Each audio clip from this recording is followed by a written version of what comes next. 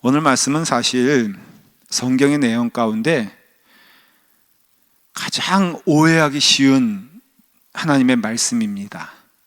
그러니까 오해받기가 쉽고요, 잘못 해석하기가 쉬운 말씀이 오늘 이 말씀이고, 그래서 이 말씀을 통해서 우리가 은혜를 받길 바랍니다. 그 오해는 뭐냐면은 하나님은 벌하시려고 하는 모진 하나님이 되고요, 그 다음에 모세는 그 백성을 지키고자 하는 아주 자비가 넘치는 중보자가 되는 것입니다. 좀 이상하지 않습니까? 그렇죠? 하나님이 그 백성을 멸하시려고 하는 그 모습을 보게 되는 것이에요. 근데 여러분, 모든 성경은 예수 그리스도를 조명하기 위해서 쓰여진 성경입니다. 성경은 그 포커스가 구약도 그렇고 신약도 그렇고, 구약은 오실 예수 그리스도를 예표하는 말씀이고요, 정확히 신약은 오신 그리스도를 증거하는 말씀인 것입니다. 우리는 그래서 그 증거된 자로서 살아계신 주님과 함께 지금 동행하고 함께 할 수 있는 은혜는 바로 그 예수 그리스도가 이 땅에 오심으로써 성령 하나님을 통하여 그 예수 그리스도의 은혜가 우리 가운데 임하기 때문에 구약의 말씀도 예수 그리스도를 예표하고 있고, 신약의 말씀도 예수 그리스도를 증거하고 있다는 것이죠. 그 가운데 하나님의 뜻이 있다는 것입니다. 만일 이 말씀은 출애굽은 누가 썼습니까? 누가 기록했습니까? 모세가 기록했습니다. 그런데 모세가 이 말씀을 기록하고 또 이 말씀에 모세의 의도, 다시 말하면 사람들이 생각하는 의도가 있다면은 하나님 교가 되면 안 되죠. 모세 교가 되어야 되는 것이에요. 모세야말로 자비를 가지고 그의 백성을 지켜준 자이고, 하나님은 그 백성을 멸하려고 하는 무자비한 하나님, 또 심판의 하나님으로만 남기 때문에 모세는 후일에 만일에 그러면은 봐라, 너희가 그나마 살아서 있는 거는 내가 그때 기도하고 내가 그때 고집을 부리고 내가 너희를 살리려고 했기 때문이지, 하나님은 너희를 죽이려고 했다. 그런데 내가 정말로 간절히 소망해서 너희들이 지금 살아난 것이다. 그런 의미에서 모세가 하나님의 정해진 시간에 대해서 이 땅을 떠나게 된 것은요, 또한 그런 뜻이 있다는 것을 아셔야 돼요. 오늘날에도 그 영적인 지도자들이 실수하는 게 있어요. 그건 저를 포함해서 목사들이 실수하는 게, 이게 자신이 한 거라고 생각하는 경우가 있다는 거예요. 그래서 굉장히 그 교회가 커졌을 때, 하긴 교회가 작아도요, 조금만 커지면은 어때요? 그 마음이 그래. 제가 오늘 실수한 게 있어요. 정말 그 실수한 건데, 지금 학부모님들이 와서 이제 봉사를 하거든요. 평일날에는 좋은 씨앗학교로 해가지고 아이들과 선생님 앞에서 한 120명 정도가 매일 모여서 하고요. 오늘은 BBS를 어제부터 했습니다. 그래서 BBS 해가지고 오늘도 학부모들이 모여서 이제 이렇게 식사를 준비하고, 식사 준비하니까 또 같이 이제 학부모들과 식사하는데, 그 가운데 이제 이유술 집사님이란 분이 있어요. 내가 좀 가끔 실수하는 걸 용서하세요. 왜 그러냐면은 그분은 제가 30년 전에 제가 전도사로 우리 교회에 있었을 때 그 청년부, 저와 함께 처음 사역을 했던 그 청년이었거든요. 그러니까 사실 고등학교 갓 졸업하고 저와 함께 있었기 때문에 제가 그분을 대할 때만큼은 좀 옛날 버릇이 나와요. 이게 제 실수인데, 별로 그런 거 보니까는 좋아 보이지 않죠? 정명희 집사님 어때요? 옆에서 보기에 별로 안 좋아 보이죠? 근데 제가 가끔 이런 실수를 해요. 어떤 실수를 하냐면은, 이예수 집사님이 조금 예를 들어서 좋은 모습을 지금 보이면은 제가 꼭 잘못된 얘기를 하는 게, 이예수 집사가 지금 여기까지 온 거는 다 내 덕분이다. 당신 정말 나 없었으면은 그 옛날 그 노란 머리 막 물들고 다닐 때 진짜 그때 그 길 갔으면 끝나는 거 아니었냐. 내가 이런 얘기를 해요. 어떻게 보면 생생내는 거지만은 마치 그 집사님이 조금이라도 그래도 지금 집사님이 역할을 하면서 우리 교회에 있다면 그것은 누구 덕분이다? 네? 내 덕분이라는 거예요.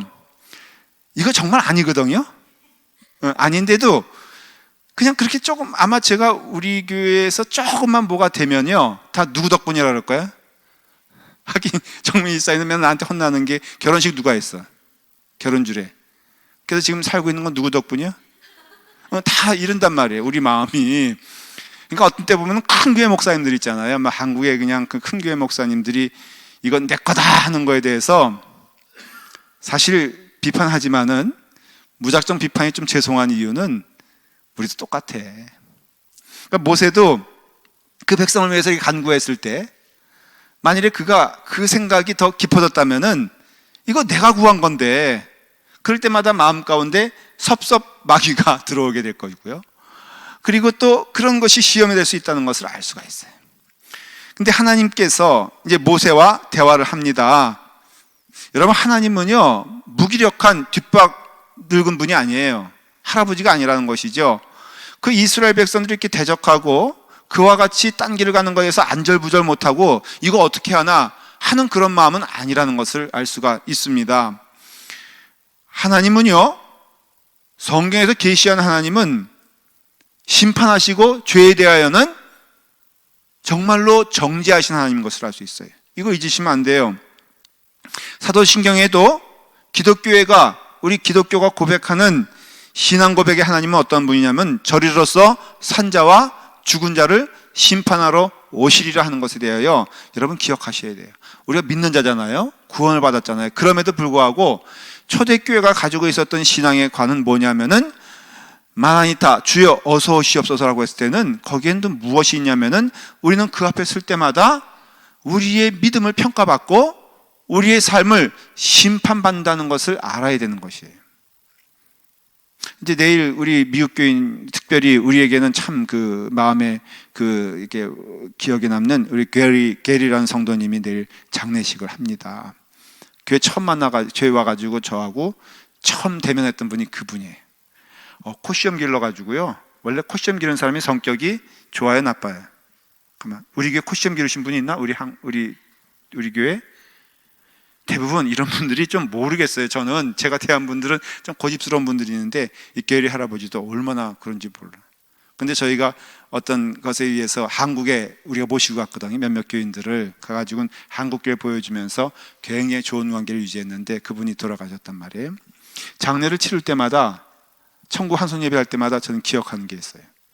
반드시 우리는 하나님 앞에 설 때 우리의 행적을 가지고 심판을 받는다는 것이. 그거는 요한계시록에 나와 있는 생명책과 더불어 너희가 살아왔던 책이 함께 있을 것이라고 예언하고 있거든요. 그러니까 우리가 물론 천국 가는 것, 믿음 안에서 구원받은 건 맞지만은 우리 앞에 서 있는 하나님은 우리를 심판하시는 하나님인 것을 아셔야 돼요. 그래서 성부 하나님은요, 그 아들 예수 그리스도를 통하여 심판하실 거예요. 물론 그 심판의 내용은 우리의 행적이기도 하지만은 우리의 신앙 고백이기도 해요. 우리의 천국 가는 길은 우리 주 예수 그리스도를 믿음으로써 가는데, 그 믿음을 확인받는 시간이 우리에게는 시간의 문제일 뿐 얼마 남지 않았다는 그런 생각을 해야 되는, 그런 고백을 해야 된다는 것을 알 수가 있어요. 그리고 주님의 심판도 있잖아요. 예수 그리스도의 심판도 전적으로 하나님의 뜻에 따라 행하는 것이지만 심판주 예수님이 된다는 것을 기억하셔야 돼요. 이 자유주의 신학에 들어오면서 우리에게 문제가 되는 것이 뭐냐면요, 하나님의 진노와 심판의 개념을 성경에서 자꾸 지워버리려고 하는데 문제가 있다는 것이에요. 이게 오늘날의 기독교의 문제가 뭐냐면요, 사랑의 하나님만 강조하다 보니까는 우리의 방종을 자꾸 조장하게 되고, 우리의 신앙이 회개 없는 신앙. 여러분, 회개 없는 신앙은요, 신앙이 아니에요. 왜냐하면 시편에서도 보면요, 구원받은 자 다윗도 늘 그의 침상에서 어떻게 했다고 그랬죠? 주님 앞에 눈물로써 회개했다고 그랬어요. 사도 바울도 늘 주님 앞에 설 때마다 회개하는 자가 되었어요. 우리도 여러분들 회개가 사라지게 되면요, 나의 존재가 어떠한 존재인지를 우리는 알 수가 없다는 것이에요. 여러분, 하나님 앞에 나갈 때마다 우리는 참으로 우리 가운데 임하시는 하나님의 준엄하심을 봐야 돼요. 자, 오늘 말씀을 보면은 하나님이 말씀 중 걸리는 게 있는데, 이스라엘 백성을 가리키는 표현이에요. 그들의 이름을 아시고 자기 장자라고 했던 하나님께서는 지금 이스라엘 사람들을 부를 때 뭐라고 부르냐면은 내 백성. 내 백성이라는 게 무슨 백성 말하는 거예요? 예? 모세의 백성, 뭐 이런 식으로 표현한다는 것이죠. 그 다음에 또한 내 백성이라 뿐 아니라 뭐라고 하죠? 이 백성. 근데 이 백성이란 말은요, 굉장히 어떻게 보면은 거리가 떨어진 것을 알 수가 있어요. 근데 이 말은 창세기, 우리가 출애굽기 32장은 지금 7절부터 읽었잖아요. 근데 2절을 한번 보세요. 1절을 보시면은 이런 표현이 나와요. 백성인 모세가 산에서 내려옴이 더딤을 보고 모여 백성이 아론에게 이르러 말하되 일어나라, 우리를 위하여 우리를 인도할 신을 만들라. 그 다음 뭐라 그랬죠? 예? 이 모세 곧 우리를 애굽 땅에서 인도하여 낸 사람이 어찌 되었는지 알지 못함이니이다. 지금 뭘 느끼는 것 같아요, 여러분들? 이 모세라고 할 때 뭐 그렇게 표현할, 예를 들어서 우리 조 집사님이 저를 부를 때 김도민 목사님 하고 불러요? 김 목사 하고 불러요? 너무 말도 안 되는 질문이지만 한번 대답해 보세요. 어떻게 불러요? 목사님 하고 부르죠. 네. 혹시 이은경 집사님하고 둘이 있을 때 김 목사가 말이야, 혹시 그래 안 그래? 질문하는 게 짓궂죠. 하긴 안 보일 때는 뭐 옛말에 우리말도 나라님 욕한다면서요. 그래서 저는 두세 사람이 모인 것은 언제나 경계하여서 틀어놓잖아요.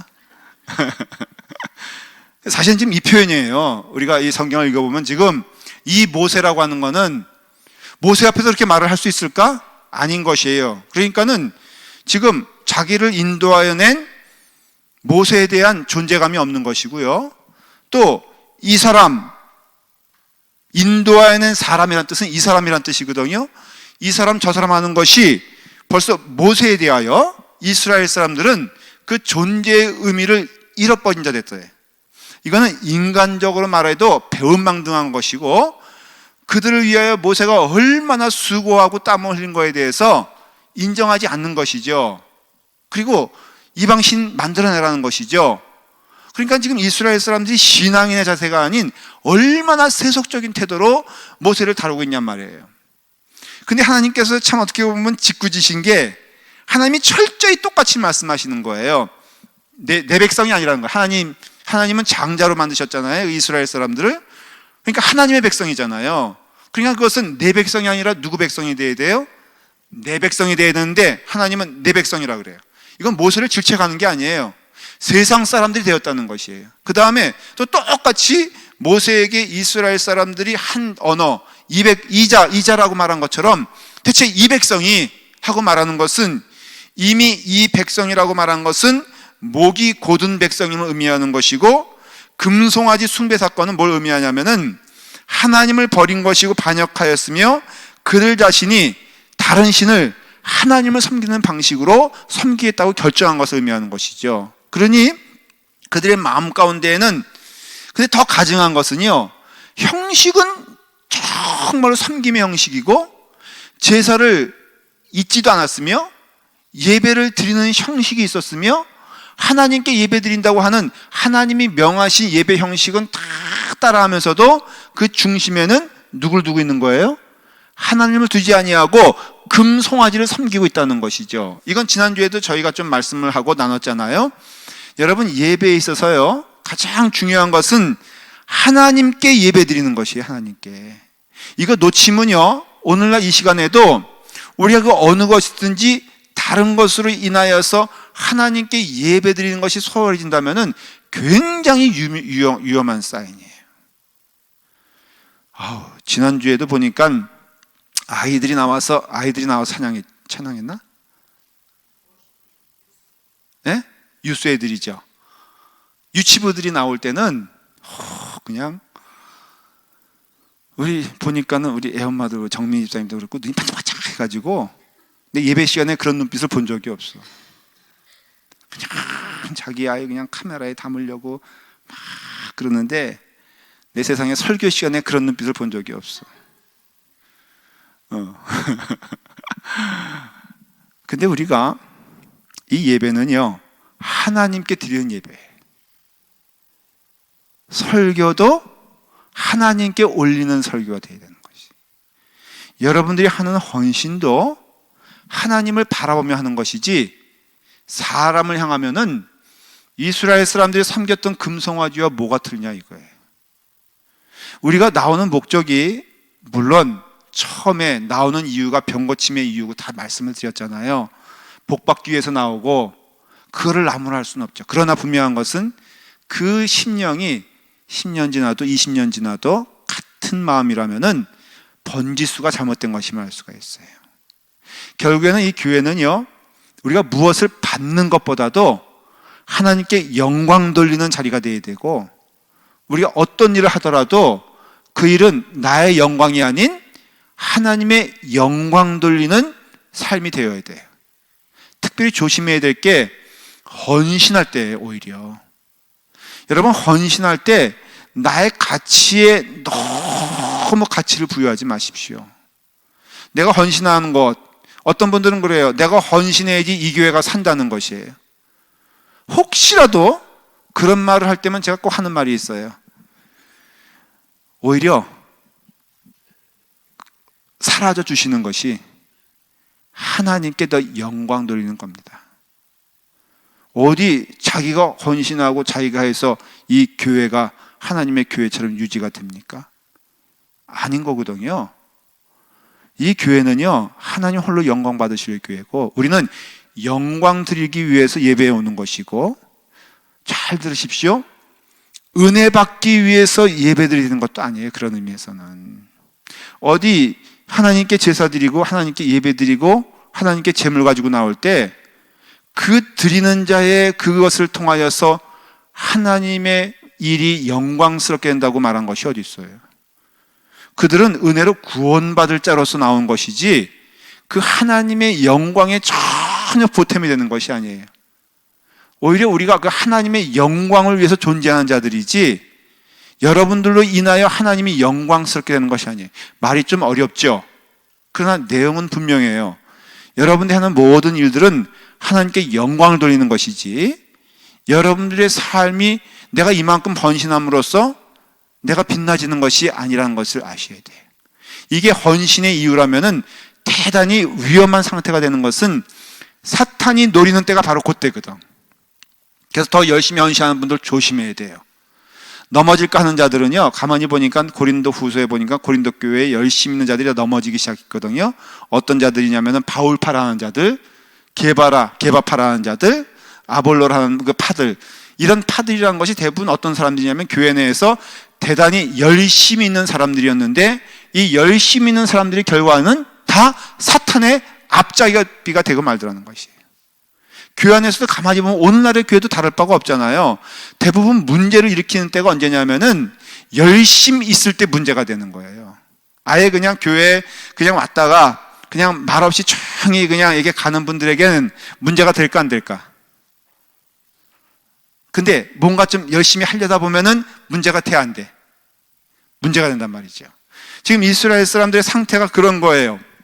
그러니까 하나님께서는요, 그 이스라엘 사람들을 가리켜서 이 백성, 내 백성 이러면서 벌써 호칭이 달라지는 것을 알 수가 있습니다. 8절에 보니까는 그들이 내가 그들에게 명령한 길을 속히 떠나 자기를 위하여 송아지를 부어 만들었다 그랬어요. 그러니까는 이 사람들이 그 애굽 땅에서 나온 지 얼마가 되었어요? 그렇죠? 사실 이것은 이스라엘 사람들이 40년 동안 광야를 헤매던 때를 얘기하는 게 아니에요. 이건 그전 사건이에요. 광야를 헤매게 된 그 40년의 생활은 그 막판에 국경에 도달하게 되었을 때, 그때 이스라엘 사람들이 의심하고 두려워했기 때문에 하나님께서 벌하신 것이지, 이때는 얼마 안 된 때거든요. 몇 개월 안 된 때란 말이에요. 그런데 이들은 벌써 애굽에서 행했던 하나님의 능력을 잊게 됐고, 고작 조금 모세가 자리를 떠나니까는 그 즉시 두려움이 와가지고는, 그래서는 금송아지 내놔라 섬기겠다고 하는 것을 보면서 하나님께서는 뭐라고 말씀하시냐면 속히 하나님의 길을 명하신 길을 떠났다고 합니다. 뭐가 더디냐 말이에요. 여러분, 백성은 1절에서 모세가 산에서 내려오는 것이 더디어서 뭔가 하겠다 그랬어요. 근데 그 더디다는 시간이 사실 40일 맥시멈이 아니에요. 그러니까 얼마가 됐는지 40일 동안은 분명한데 그 40일 동안에 일어난 일이 고작 40일을 벼슬 뿐인데 이들이 금송아지를 섬기겠다고 한 것은 40일도 아니에요. 아마도 추측하기에 열흘 정도? 그 정도 돼야지 금도 녹이고 하는 시간이라면은 금송아지 만들 시간이라면 추측하건데 그 모세가 떠난 지 고작 일주일이나 10일 정도 됐을 때 이들의 마음은 완전히 모세를 떠났고 하나님을 떠났고 하나님이 지켜주시고 인도하셔냈다는 것을 다 잊어버리고 두려움 가운데 가득 찬 자가 되었다는 것이에요. 그 믿음이 일주일 만에 사라지는 것을 보게 되었다는 것이죠. 여러분, 우리 믿음이란 것이요, 이와 같이 일주일 만의 시간이라면은 얼마나 하나님의 마음이 아프시겠어요. 기억하셔야 될 게 있어요. 하나님의 일을 시작하고 주님의 일을 걸어갈 때마다 하나님의 시간과 사람의 시간의 계산이 틀리다는 것을 기억하십시오. 베드로 후서 3장 8절에 보면은 하나님께서는 하루가 어떻다 그랬죠? 1000년 같고 1000년이 하루 같다 그랬어요. 여러분, 이 표현을 어떻게 생각하십니까? 연애 편지에 쓰면 딱 좋을 것 같아. 당신을 향한 나의 사랑이 하루가 1000년 같고 1000년이 하루 같은 것임을 왜 알지 못하나이까? 이 말을 할 때는 누가 누구한테 하는 거예요? 춘향이가 이몽룡하게 할 때 어찌하여 당신은 기다렸나이까? 그럴 때 이 춘향이가 하는 말이 성경을 인용한다면 당신에게 있어 나의 시간은 하루가 1000년 같고 1000년이 하루 같나이다. 이렇게 되는 것과 똑같은 거예요. 그러니까 베드로후서를 통해서 보는 것도 하나님의 시간과 그 다음에 우리의 시간이 다르다는 것을 기억하십시오. 주신 말씀이 있잖아요. 그래서 우리가 늘 기억해야 될 것은 시간을 가지고 싸웁니다.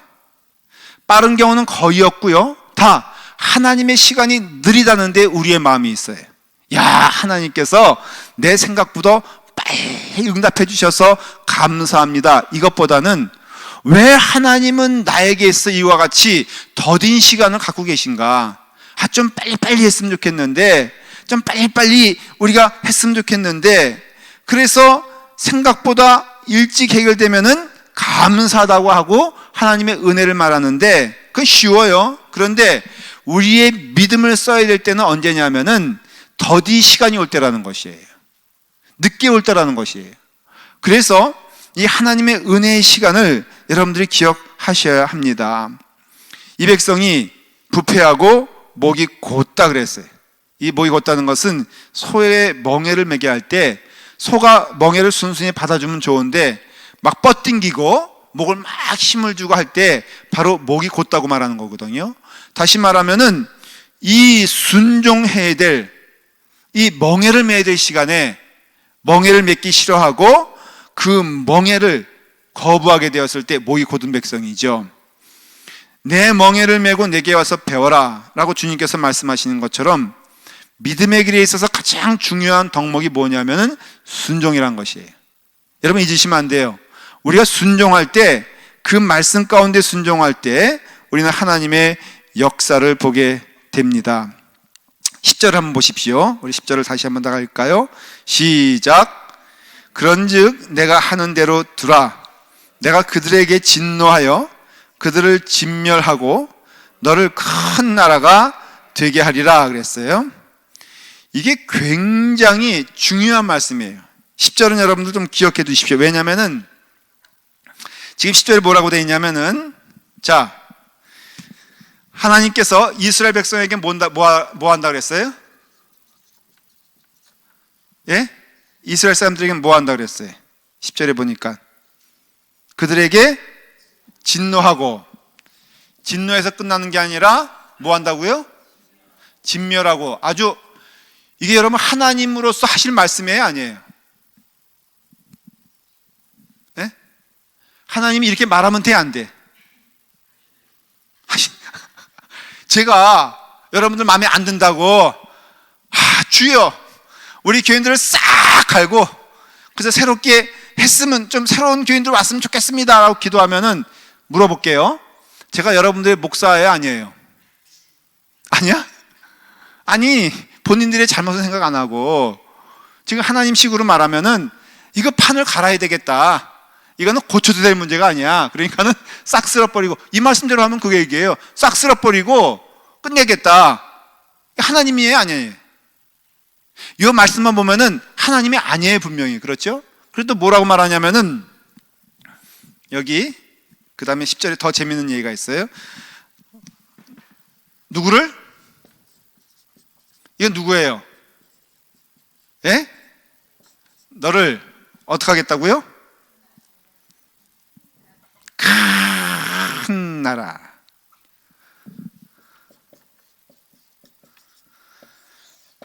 여러분, 이 큰 나라를 쓴 용어가 있죠. 어디서 이게 나오죠? 창세기에? 예?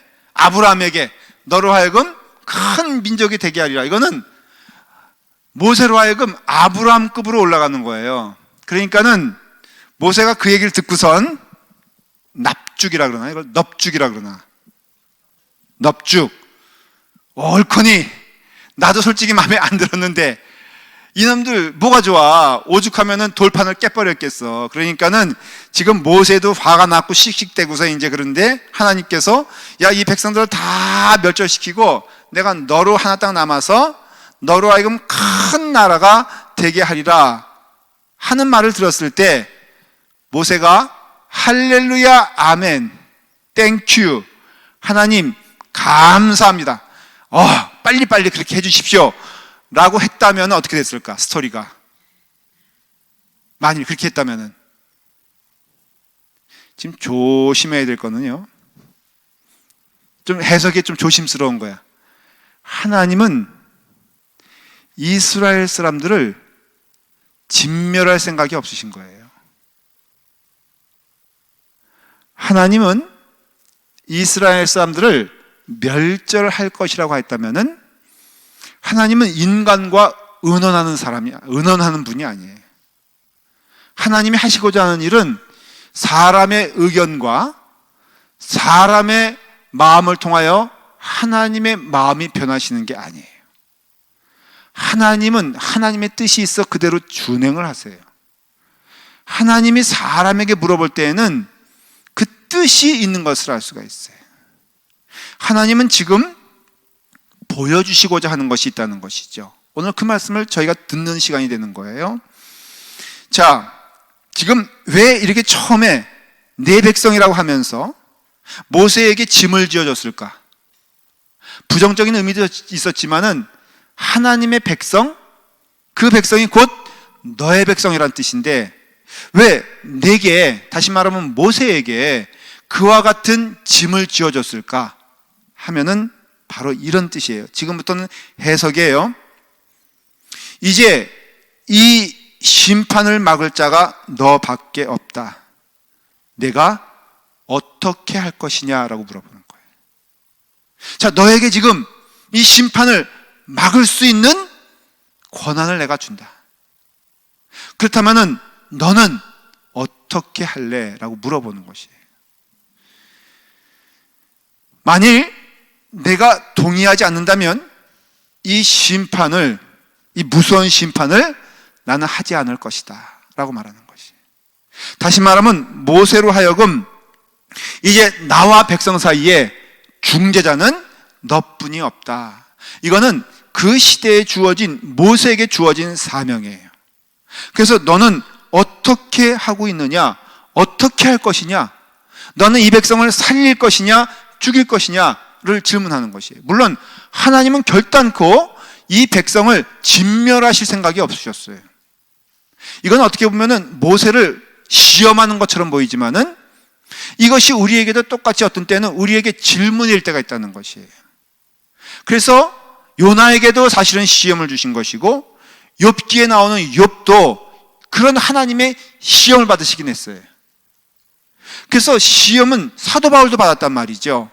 이러한 때에 우리는 어떻게 해야 될 것이냐. 근데 여기서 말하는 모세는요, 철저히 히브리서에 보니까는 누구와 비교를 하고 있냐면은 오실 예수 그리스도와 모세를 얘기하고 있어요.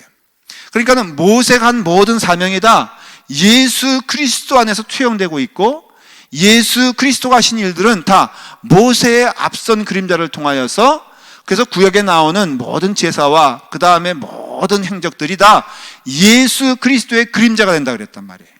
히브리서엔 특별히 이 모세를 가리켜서 오실 예수 그리스도를 예표하고 있다고 말하고 있는데, 지금 이것은 무엇이냐면은 멸망받을 백성들과 하나님 사이에, 그 하나님과 인간 사이의 그 죄를 누가 대신하여 지고, 예수 그리스도께서 대신하여 지시고 대속의 은혜로 하나님께 간절하게 이 백성을 구해달라고 하는 그런 간절함과 지금 모세가 하고 있는 기도가 똑같다는 것을 의미하는 것이에요. 그래서 하나님께서는 예수님에게도 물어보신 것처럼 독생자 예수 그리스도를 이 땅에 보내실 때에는 그 독생자 예수 그리스도가 순종함으로써 이 땅에 오셔서 순종함으로써 십자가에 달려 돌아가신 것처럼, 모세 또한 지금 하나님이 물어보시는 거예요. 너는 이럴 때 어떻게 할 것이냐라고 물어보게 되었을 때, 그 뜻은 이제 내가 중보자가 되어라, 그것이 내가 지금 내게 원하는 바다라고 말하고 있는 것이. 14절에서 여호와께서 뜻을 돌이키사 말씀하신 화를 그 백성에게 내리지 않은 것을 볼 수가 있습니다. 이것이 성경을 읽는 바른 방법이에요. 지금 모세를 통하여 정말로 너희에게는 이 모세 말고 진정한 우리의 죄를 구원시킬 중보자가 필요하다는 것을 말해주고 있는데, 그것은 이미 이 말씀을 읽고 있는 우리에게 주시는 말씀이라 이거예요.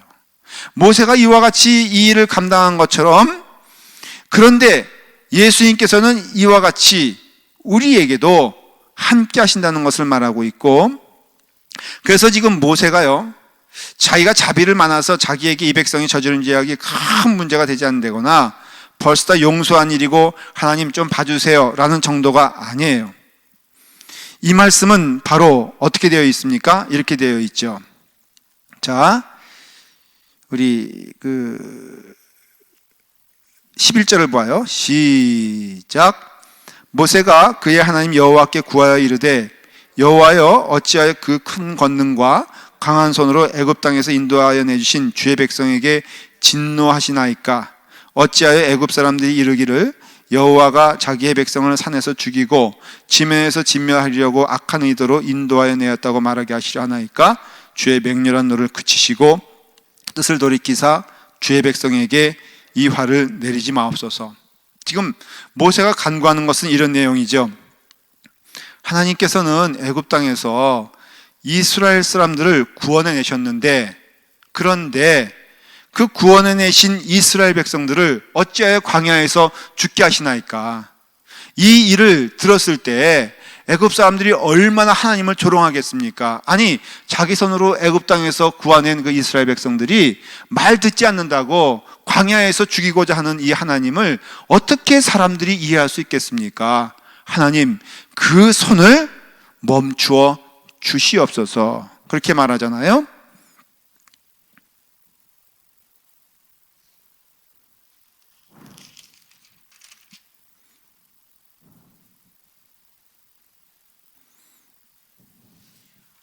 그러니까는 우리가 이 말씀을 보게 되었을 때 그 하나님의 간절한 자비하심을 구하면서 결국에는 만일 하나님께서 이 백성을 멸하시거든 생명책에서 내 이름을 제하여 주시옵소서.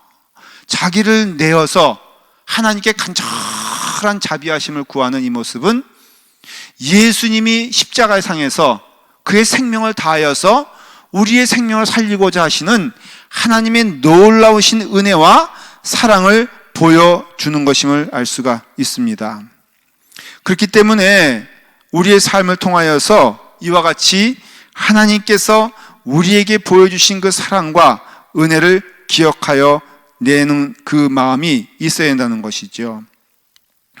이 지금 기도하는 이 모세의 모습을 통하여서 우리가 깨닫게 되는 것은요, 우리가 하나님께 간절히 소망하는 이 마음은 하나님께서 주시는 마음을 볼 수가 있어요. 하나님은요, 죄를 멸하시되 죄인은 미워하시 않는 것을 알 수가 있고, 그 죄인은 우리가 오직 하나님의 중보의 은혜로 구원받은 것처럼 모세의 기도를 통하여 우리는 누구를 보는 것이냐면은 바로 우리 주 예수 그리스도를 보는 것이에요. 사도 바울도 똑같이 고백을 하죠. 뭐라고 고백합니까? 이 백성들을 구하여 주시옵소서. 내 형제, 내 고륙, 내 친지를 구원하여 주시옵소서. 만일 이들을 하나님께서 멸하시거든 나를 생명책에서 제하여 주시옵소서. 사도 바울도 똑같이 그런 고백을 하거든요.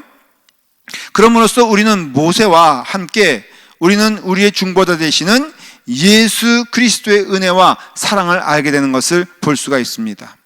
오늘 이 말씀을 통하여 이렇게 깨닫게 되는 것은요, 하나님은 우리의 죄를 미워하시되 하나님은 그 자녀들의 사랑을, 그 자녀들에 대한 사랑을 멈추지 아니하고 끝까지 사랑하시는 것을 볼 수가 있습니다.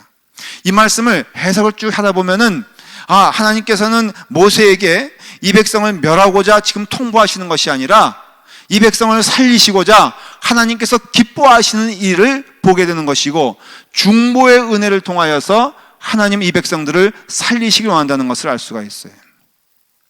우리에게도 은혜를 주신다면 그런 은혜를 주실 것이라고 저는 믿습니다. 여러분들에게는요, 중보의 은혜가 있다는 것을 기억하십시오.